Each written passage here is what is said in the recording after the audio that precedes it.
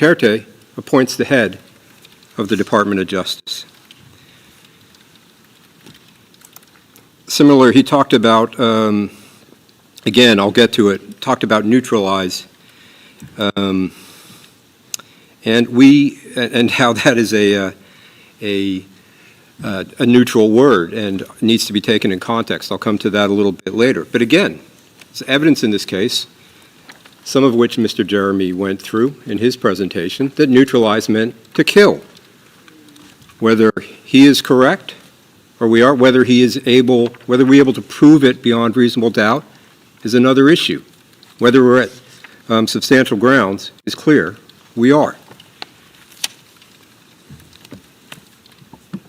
And I just say, again, responding to his argument about the documentation, that it's not unique to this case. In war crimes trials, crimes against humanity trials, where the very top leadership are the persons on trial, and when they're committing their crimes, they don't put it in writing often, let's go out and commit a crime. Mr. Kaufman will know this because we both worked together at the ICTY.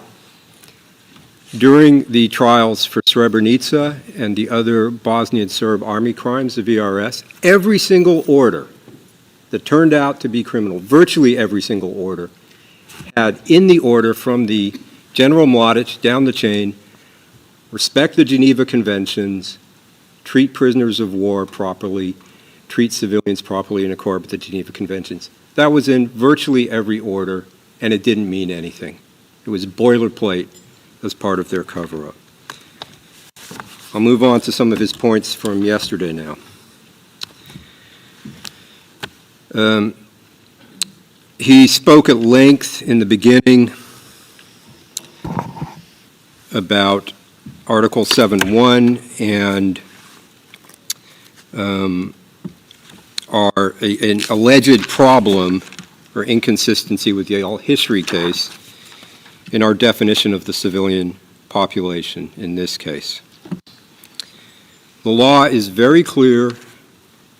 All that Article 7.1 requires is that an attack is directed against any civilian population. That term, any civilian population in 7.1, is not limited to populations defined by nationality, ethnicity, or another distinguishing feature of that nature. It's a question of fact to be decided by the trial chamber. We have set this out, paragraphs 17 through 20 of our DCC. It is not particularly complicated. It is not blurry or ambiguous. We stated that alleged criminals in the Philippines are the civilian population, which are the object of the attack. That's a factual issue. So the position taken in the al-Hishri case, which is different, obviously completely, factually to this case, is irrelevant. Second, the issue in al-Hishri did not concern the definition of the civilian population.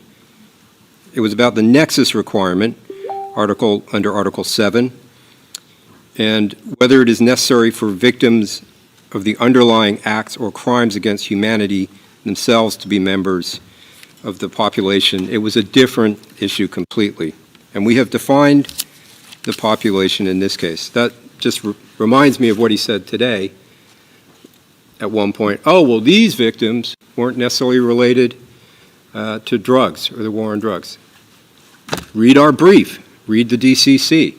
It makes it clear that it's criminals, including drug dealers, drug pushers, drug users. The incident I went through, incident 3, in my presentation on Monday, I made it clear the victims there in Davao were alleged thieves. That is why they were murdered by Mr. Duterte. Very quickly, he complained or spoke about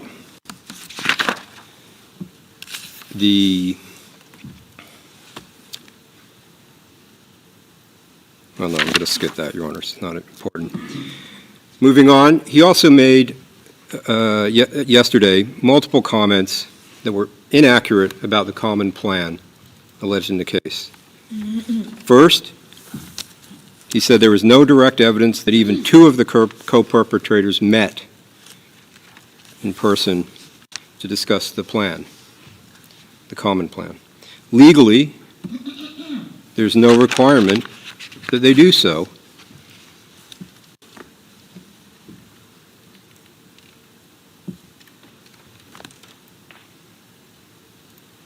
However, factually, what he stated was incorrect. We have brought evidence of such meetings, and they're in our pre-confirmation brief. I won't go through it, but if you look at paragraph 27 and the items cited in footnote 135 of that paragraph, it sets it out. I'll come back now to the meaning of the term neutralize in the context of this case. It's open to interpretation in the abstract, but my friend, in trying to persuade your honors to take the view that neutralize didn't mean anything nefarious, quoted a statement from Chief Ronald Bato de la Rosa, co-perpetrator de la Rosa, that neutralize did not mean to kill. That was a T006, page 31, lines 2 to 11. So he's been criticizing the credibility of our witnesses. He cites the police chief to say, the police chief who signed CMC 16, to say that neutralize is a neutral term that shouldn't be taken as showing any criminal intent. But we set out in our brief multiple witnesses for the mayoral period and for the presidential period who will testify that to neutralize means to kill. That's again set out in the brief, paragraphs 6 and 24. I'll read out just one example. This is ERN PHL OTP 000-15390-R01 at 0011, lines 345 to 346. Question of this insider witness. Okay, and the words eliminate and neutralize, what do they mean? Witness's answer, kill. You have to kill, whether it is a legitimate operation or not a police operation. So all of the dancing around about the term neutralize doesn't rise to the level where we would not be meeting our standard for confirmation today. One more example, my friend talked about it today. This is incident 13, in which the murder victims were Mayor Espinosa and Raul Yap. As we showed on Tuesday, Mr. Duterte, I won't play the video again, identified Espinosa as involved in drugs and said that he should be shot on sight and tracked down like a dog. And Mr. Kaufman said, yes, but Mr. Espinosa surrendered. And then tried to portray the murder of Espinosa in a jail cell as legitimate self-defense. In a jail cell, there's a shootout. The telling point here, as we said on Tuesday, transcript 5, page 10, lines 9 to 10, in the PRRD list, it was brought up, I believe, in the presentation. These two victims of incident 13, they are noted as neutralized on the list, not on the day they are arrested, not on the day they go to jail. They're marked neutralized on the days they're killed. So they were neutralized at the time they were murdered, per Mr. Duterte's government at that time. As I said in my submissions on Monday, right from the beginning, we acknowledge throughout his speeches, Mr. Duterte and some of his co-perpetrators, I used the term allies on Monday, referred to shoot to kill and self-defense, and that they sprinkled in these references to due process and legality. The evidence shows, as I said, that was only to build a veneer of legality, to create an impression of legality, and to give his lawyers something to say when this day came. And that's exactly what has happened. Mr. Kaufman has gone through, repeated these when he can as some kind of mantra that supposedly exculpates his client. Does not. As I said, this is the lawyer Duterte trying to build in a defense in case he was ever held to account for his crimes. The facts can't be denied by these sprinklings. He ran a death squad in Davao that he created. He ran it for over 20 years before he became president. His promise was to kill thousands, and he did. So it doesn't matter how many times he tried to throw in a caveat. And again, as I said, this is not uncommon in crimes committed by powerful figures. They try to build in a defense. One point Mr. Kaufman made yesterday, again, showing why this case is ready to go to trial and should not be dismissed. He refers to witnesses providing what he says is exculpatory evidence. He misstated these witnesses by saying they were OTP witnesses. They're not. We're not relying on them, but their statements are disclosed. We found these witnesses and interviewed them through the process that he portrays as somehow corrupt or biased or I don't know what. They provided exculpatory information, and we disclosed it. And that is somehow meant to say that this case should not go to confirmation? I mean, these witnesses are interviewed under 55-2. They're as suspects. Is it really unusual that when you're interviewing somebody who was involved in the crimes, that they say, I didn't do it? Does that mean that this case should not go to trial? Again, we go to trial. He can call those witnesses. The trial judges will listen to his witnesses, listen to the OTP witnesses, and then decide if we've proven our case beyond reasonable doubt or not.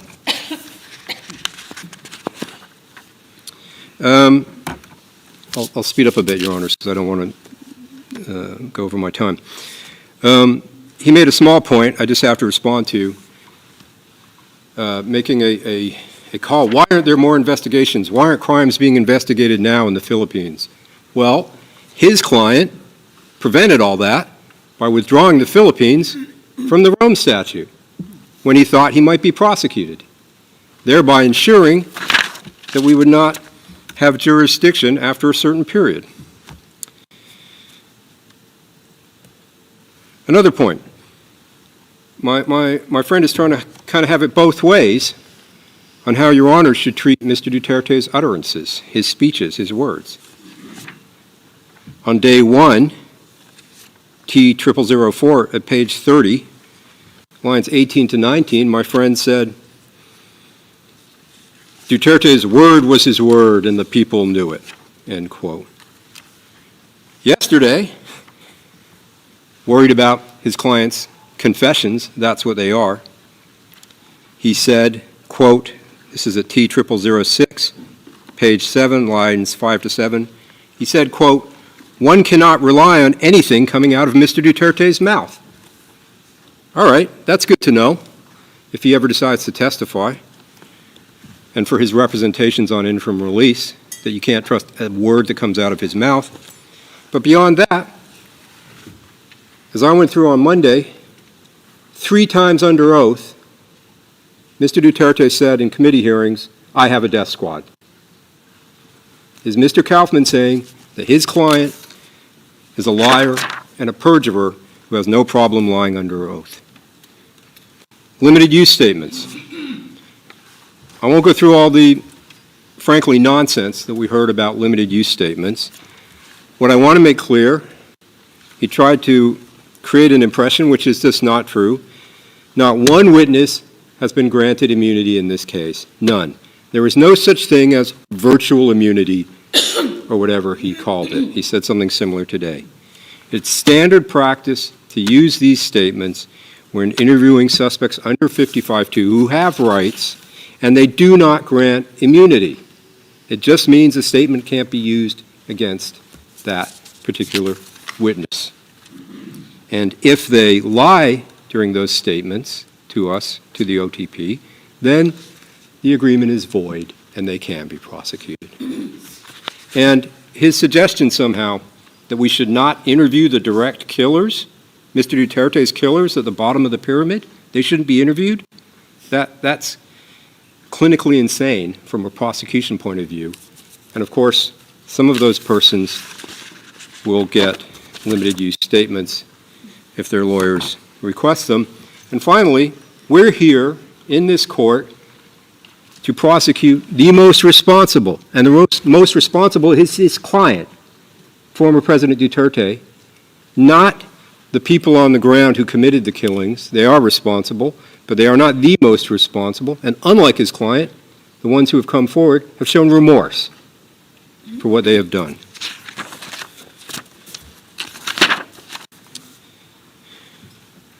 His client, contrary to everything he said in the last few days, the last 3.5 hours, repeatedly admitted committing the crimes we're here for. His killings of his own people, the Filipino people. We saw some of those in our presentations. I'm sorry, I missed one point.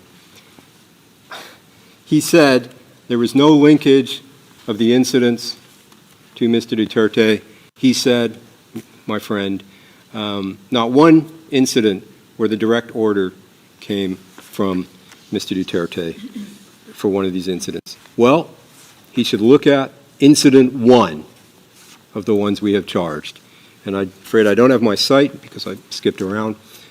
But in that incident, the evidence shows that we have a witness who heard Mr. Duterte on the phone, who heard that the order came from Superman, his client's code name and nickname.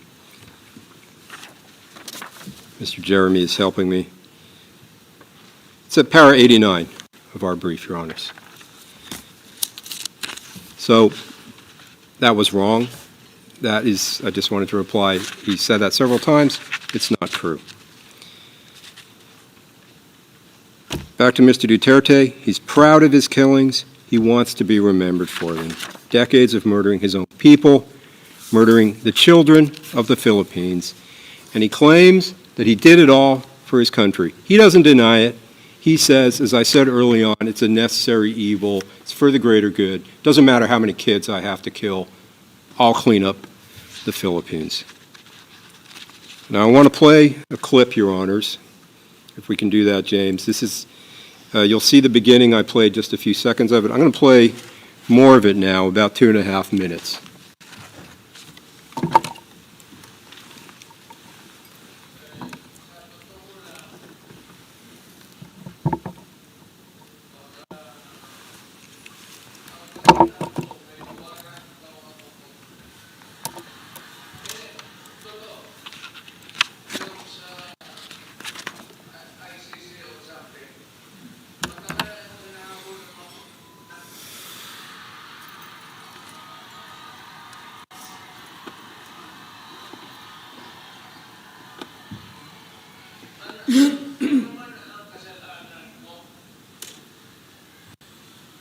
Na ginawa ko man ang lahat sa panahon ko para may konting katahimikan at mapayapa ang buhay ng Pilipino.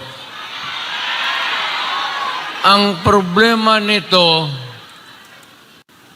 ewan ko kung ang tingin ng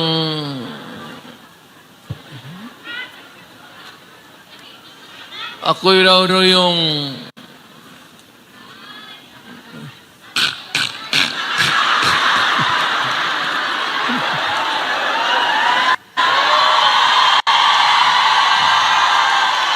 O ganito na lang. Ito ganito na lang. O sabi ko, assuming na totoo talaga yung naririnig ninyo. Bakit ko ginawa yan? Para sa sarili ko? Para sa pamilya ko? Para sa inyo at ang inyong mga anak sa ating bayan. Ang higain ko na lang sa inyo, total, kung ganito man talaga ang swerte ko sa buhay, okay lang, tatanggapin ko yan. Wala tayong Excuse magawa me, Counsel, you have 5 minutes left. hulihin tayo kung ikulong tayo. Kaya lang, meantime, mag-contribute kayo, baski $5, $10, para paglabas ko sa presuhan, pagawaan ninyo akong monumento katabi ni Rizal. Si Rizal may hawak na libro eh.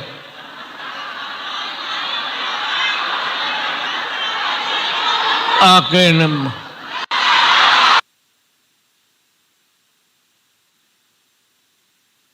Okay, what did we see there? This is essentially Mr. Duterte's farewell speech. It was made on 9 March last year, 3 days before, as he says, he was apprehended. He was not going to surrender, apprehended and surrendered to The Hague. What did we see there? First, I won't repeat it, shows total, utter contempt for this court. Second, referring to, quote, his sin, end quote. He says, assuming that all the talk you hear is true, assuming it's all true, why did I do that? What is the talk that's all true? It's obvious. After he says that, he says, problem is, they think I'm the one who, and the crowd cheers. Again, he doesn't say it out loud, because he knows he's on video. He doesn't want the words there. Assuming I'm the one who killed all these people. So he makes a little motion. Crowd goes wild, and he smiles, because he likes that after he's made that statement. What innocent person has ever said, assuming I committed all these murders, it was for a really good reason? That's what they would like you to believe, that he doesn't mean it. And he says he did it not for himself, not for his family, but for the Filipino people, and it's obvious what he's talking about. He's talking about the murders. Again, the ends justify the means. Again, for him, the murders are a necessary evil for the greater good, as we heard right at the beginning of his career when he's teaching police officers to plant evidence. The end of that video, what does he ask for? He says, I might go to jail, what can we do? But when I get out, contribute money so there can be a monument erected of him when he's released from jail. And he describes what he wants that monument to be to himself, former President Duterte. A statue, not holding a book like the national hero Jose Rizal, but holding a gun. 3 days before his transfer to The Hague, this old man, you could see it still up there. What does he want to be remembered as? The man with the gun. And he's just taken credit for killing his own people. It's time for him to take responsibility for these crimes he brags about and glories in. Can we go to the next one quickly? I think I got about 3 minutes. James. This is tab 146.2. It's a quote from a speech on August 16th, 2017. What did he say? Quote, I know I will have my own downfall. I cannot be president forever. I know that they will demand to answer for all this dead. End quote. And he was right when he spoke those words. He must answer for the dead. The victims demand it, justice demands it, and for purposes of confirmation, the evidence demands it.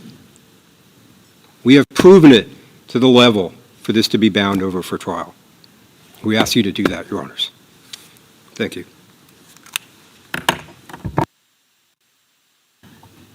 Merci beaucoup, Monsieur Nichols.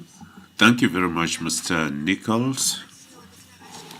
We will now go to the closing statements of the common legal representatives of victims. You have up to 12:30. Va présenter les arguments en conclusion de cette audience. Maître Andres will present the closing statements. George Motok, you have the floor, Mr. Andres. Madam President, Your Honors, good noon. In our closing statement, the common legal representative for victims will first rebut the defense submissions. Then we will provide the larger context why the confirmation of the charges against Mr. Rodrigo Roa Duterte is vital for the victims, especially in relation to their communities and the Filipino nation. Your Honors, listening to the defense submissions on the merits yesterday and today was to me like listening to the parable of the elephant, wherein they want us to see only the parts of the elephant: the trunk, the tusk, the ears, the head, but not the whole of the elephant. We must look at the whole context.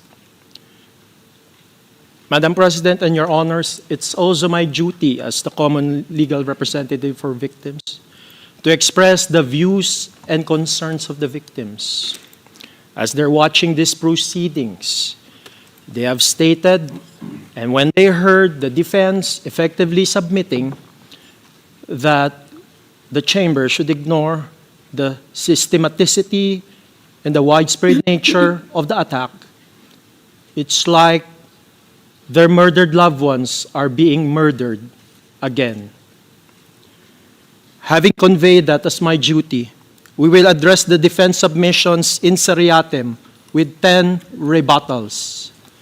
First, on Mr. Rodrigo Duterte's speech, defense argued yesterday that, and I quote, relying on the former president's speeches as a means of proving criminal intent is impossible.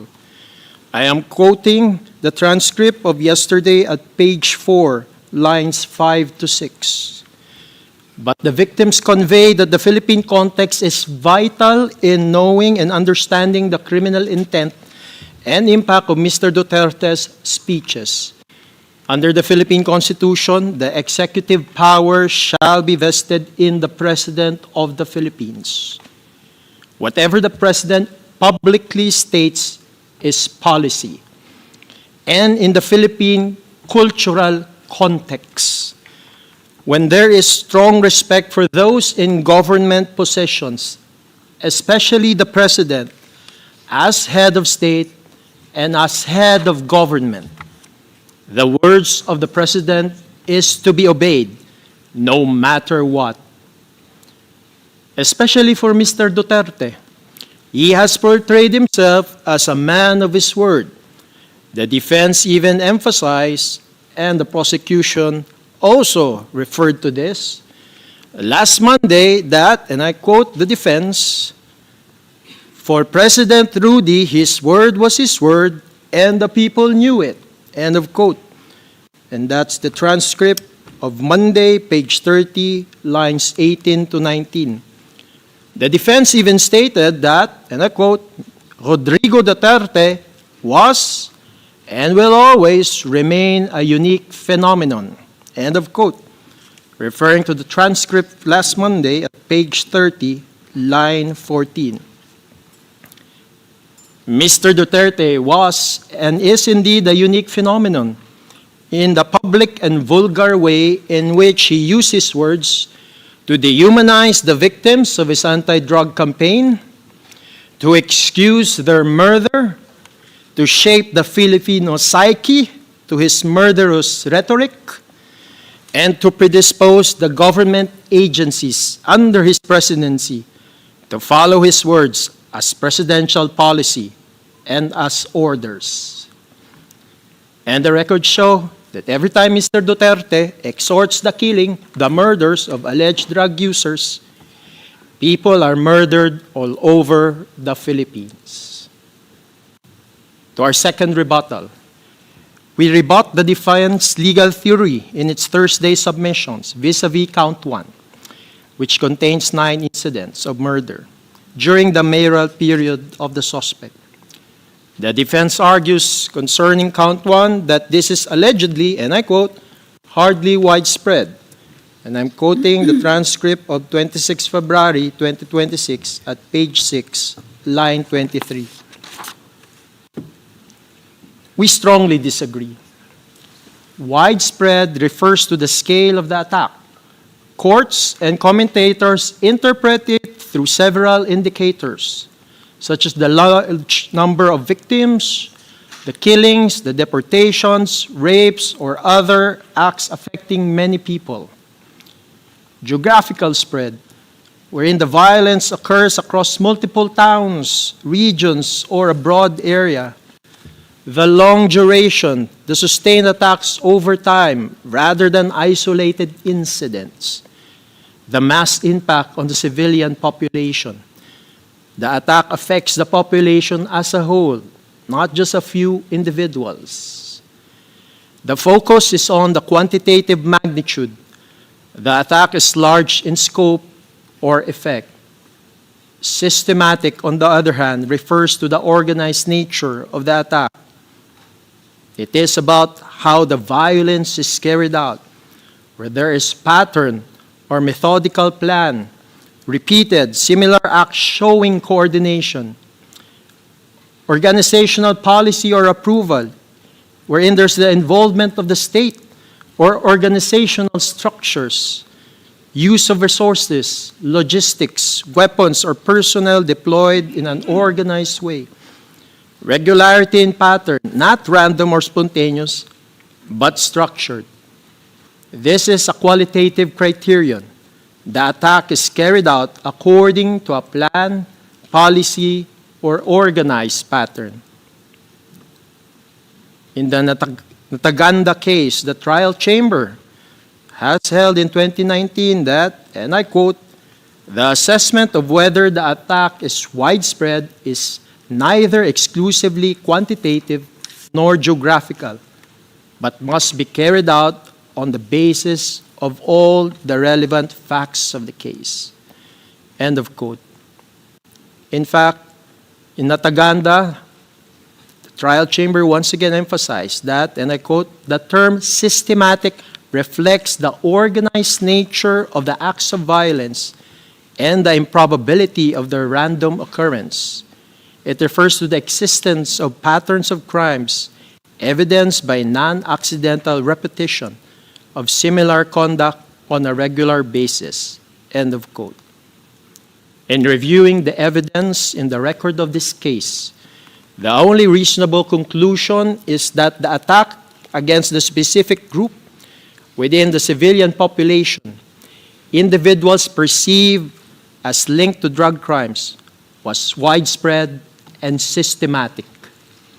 Contrary to the statistics shown by the defense, there is ample evidence about the high number of murders in this case.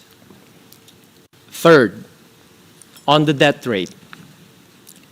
Based on the 2019 trial chamber judgment on Nataganda, there is no requisite death rate in order to prove crimes against humanity for murder. Fourth, we rebut the defense legal theory in its Thursday submissions, which refer to the chapeau elements of Article 7 of the statute. The defense argues, inter alia, that allegedly, and I quote, this policy did not and could not constitute an attack directed against a clearly definable civilian population. End of quote. And I'm referring to the transcript of yesterday at page 10, lines 16 to 17. We disagree. Since the chapeau elements of Article 7 of the statute provides for, and I quote, widespread or systematic attack directed against any civilian population, end of quote. As the element of crimes provide, and I quote, attack directed against a civilian population in this context, elements is understood to mean a course of conduct involving the multiple commission of acts referred to in Article 7, Paragraph 1 of the statute against any civilian population, pursuant to or in furtherance of a state or organizational policy to commit such attack, end of quote. It is also essential to note that on the targeting of a specific category of civilian population, the pretrial chamber has held in the situation in the Republic of Kenya that, and I quote, the chamber takes into account the information relevant to the status of the victims, their ethnic or political affiliation, as well as the methods used during the attacks, end of quote. The same pretrial chamber in the situation in the Republic of Kenya further held that, and I quote, the issue of whether an act was committed as part of a widespread or systematic attack needs to be analyzed on a case-by-case basis with regard to each particular act, end of quote. Applying this legal principle to the case at hand, we have argued that the evidence on the record unequivocally shows individuals targeted by Mr. Duterte's anti-drug campaign overwhelmingly came from impoverished communities where social mobility is limited and opportunities are scarce.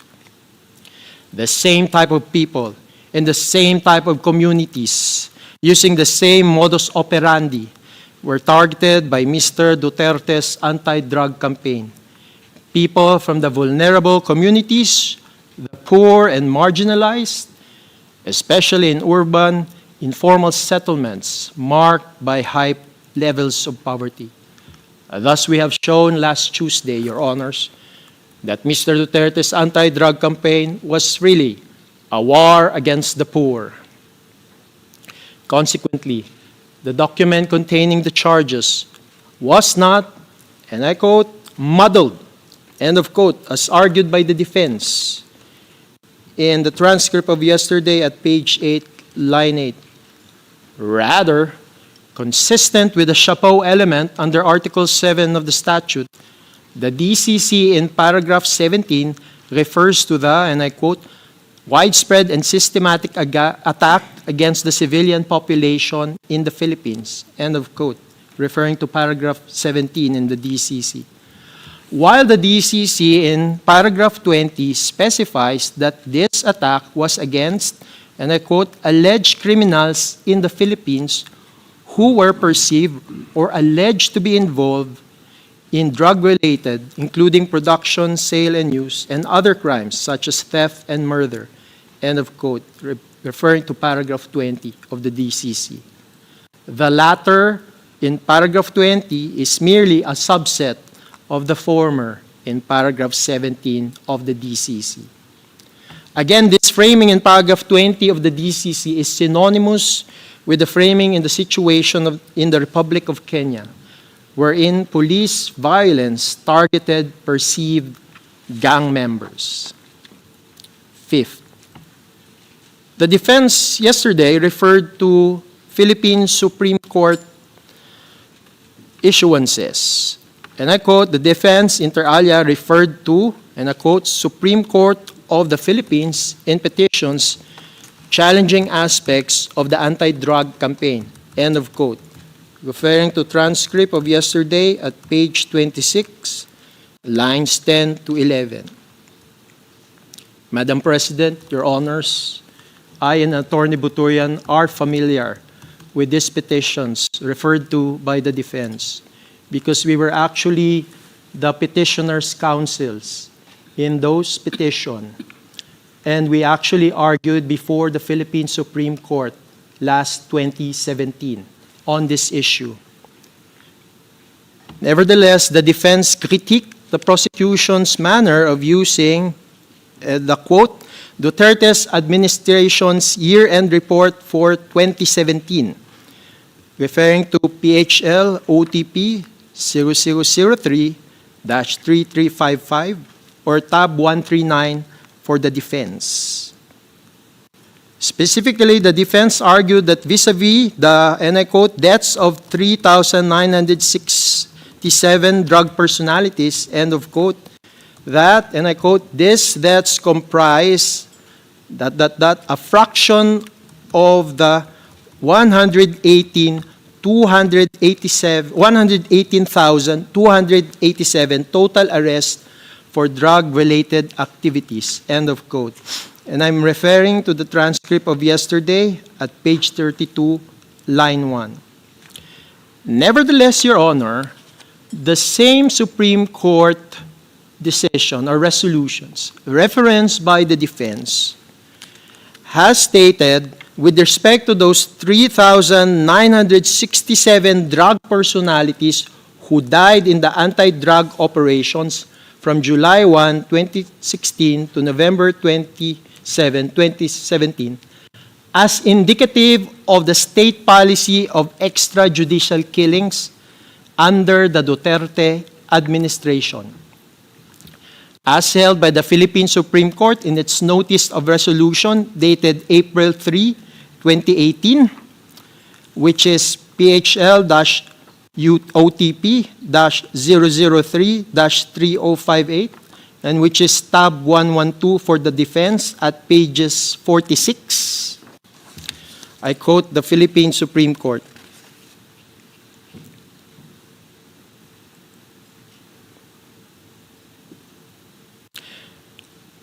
Aside from the OSG's submissions in the present cases, we take judicial notice of the Duterte administration's 2017 year-end report, where deaths in cases related to illegal drugs and the internal cleansing conducted within the Philippine National Police are touted as accomplishments. And Your Honor, the next sentence is emphasized in the original resolution. The government's inclusion of these deaths among its other accomplishments may lead to the inference that these are state-sponsored killings. In the section Fighting Illegal Drugs and subsection Real Numbers, we find the following figures. And Your Honor, I will just quote the one that was in emphasis in the resolution. 3,967 drug personalities who died in anti-drug operations from July 1, 2016 to November 27, 2017. As well as 16,355 homicide cases under investigation from July 1, 2016 to September 27, 2017. 6. The defense referenced, again, the same Philippine Supreme Court resolution.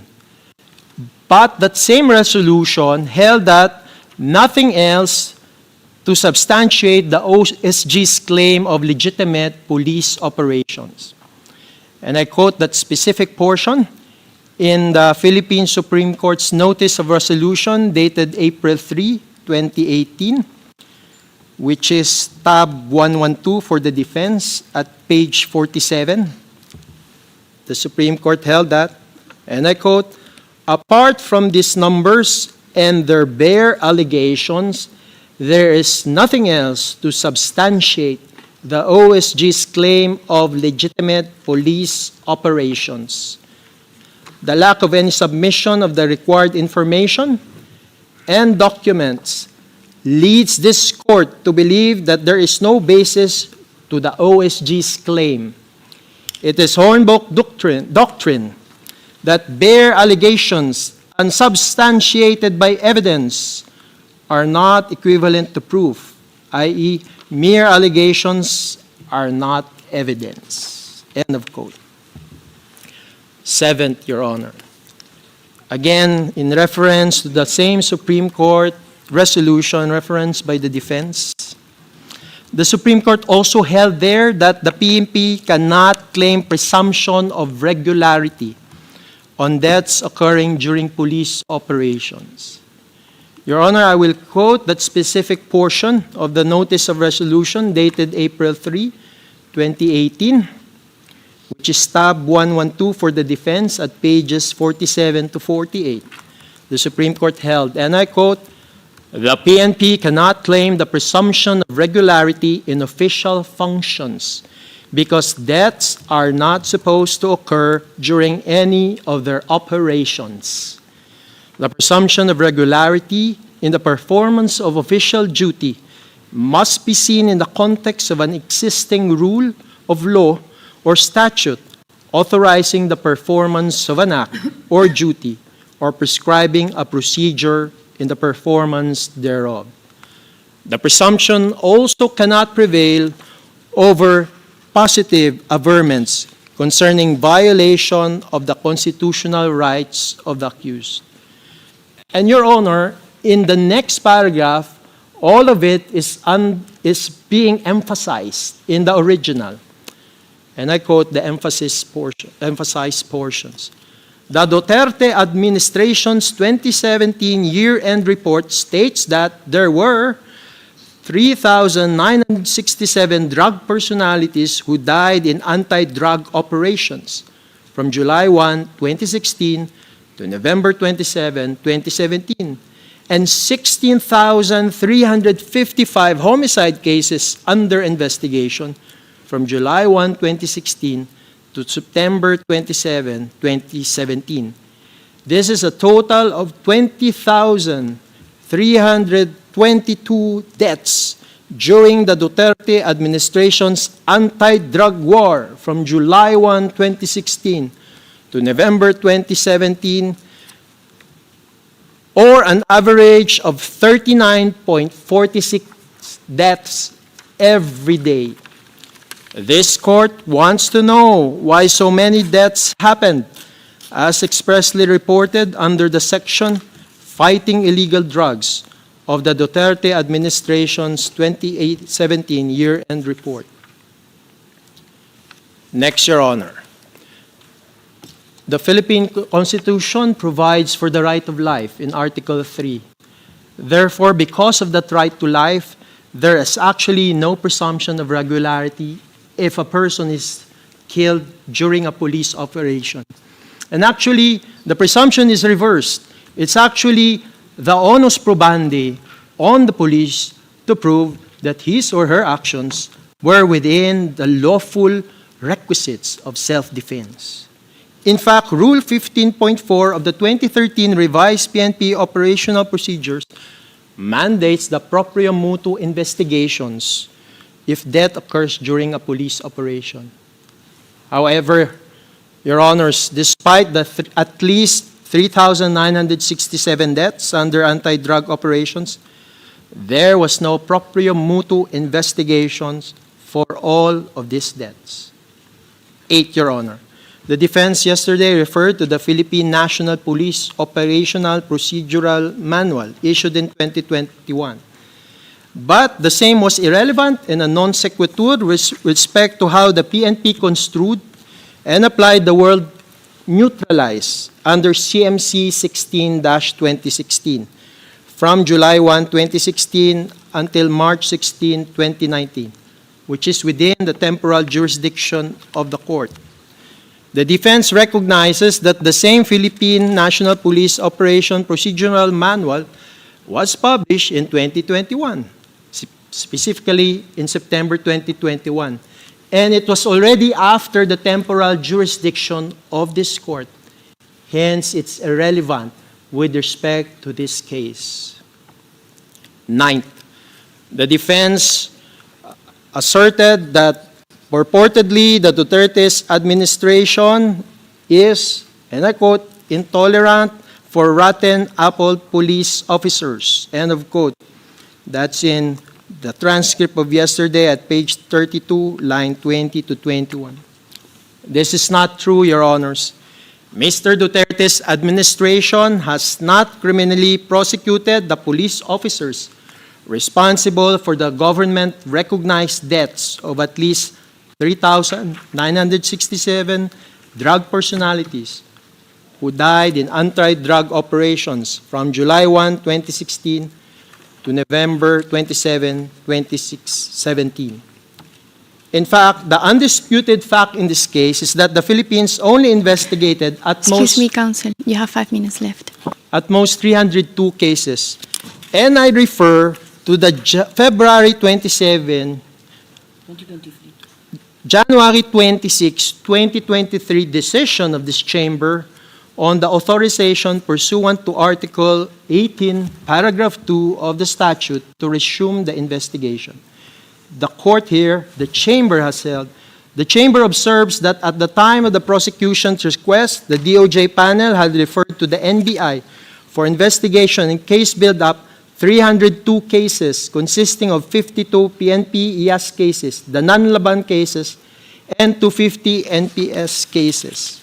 And in paragraph 39, from the information before the chamber, it therefore appears that the DOJ panel review does not amount to relevant investigations within the meaning of Article 17 and 18 of the statute. Moreover, the number of cases reviewed by the DOJ panel, namely 302, is very low when compared with the estimated number of killings that allegedly occurred in the context of war on drugs operations. Res ipsa loquitur. Mr. Duterte's administration has not criminally prosecuted the police officers responsible for these deaths. Last, Your Honor. The defense erred when it conflated Ms. Paulina Masida's statement that Rodrigo Duterte failed to prevent or punish with the theory that the prosecution has not charged command responsibility under Article 28. Ms. Masida's comment on the fact that Mr. Duterte did not take steps to investigate and prosecute was pronounced in the context of her submissions on the fact that encouragement of killings through public statements by Mr. Duterte sent a clear message that those responsible need not fear accountability and can act with impunity. Said comment cannot be extrapolated from that context, as the defense did yesterday. We do not suggest that Mr. Duterte should be liable under Article 28 of the statute. We maintain that there is ample evidence for confirming the mode of liability under Article 25(3)(a) as pleaded by the prosecution. Also, we want to emphasize, Your Honors, that there were indeed children murdered systematically under the charges that are being held against Mr. Duterte, Your Honor. And they are not mere collateral damage. In conclusion, the victims submit that the defense has not blemished the prosecution legal theory and evidence as provided in the document containing the charges and the pre-confirmation brief. The victims submit that the prosecution presented sufficient evidence to establish substantial grounds to believe that Mr. Rodrigo Roa Duterte committed each of the crimes charged.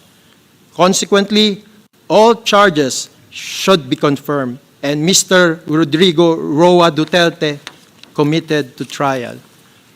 Lastly, Your Honor. Your Honor, the victims want these charges to be confirmed because they want to be reintegrated to their communities, because they are still in the shadows of fake news, of fear and of threats from Mr. Duterte's supporters. Hence, it's important, Your Honor, that all of these charges be confirmed against Mr. Duterte so that the victims of these crimes will be taken out of the shadow of darkness into the light of truth and justice. Because in the end, Your Honors, the victims, they're also created in the image of God. And they also believe that the God of the universe is the God of justice. Madam President, Your Honors, thank you for your kind attention. This ends the presentation, the closing statement of the Common Legal Representative for Victims. May it please the Chamber. Judge Motok. Thank you very much, Mr. Andres. We will now take our break and resume with the final submissions of the defense at 1400 hours. The hearing is suspended.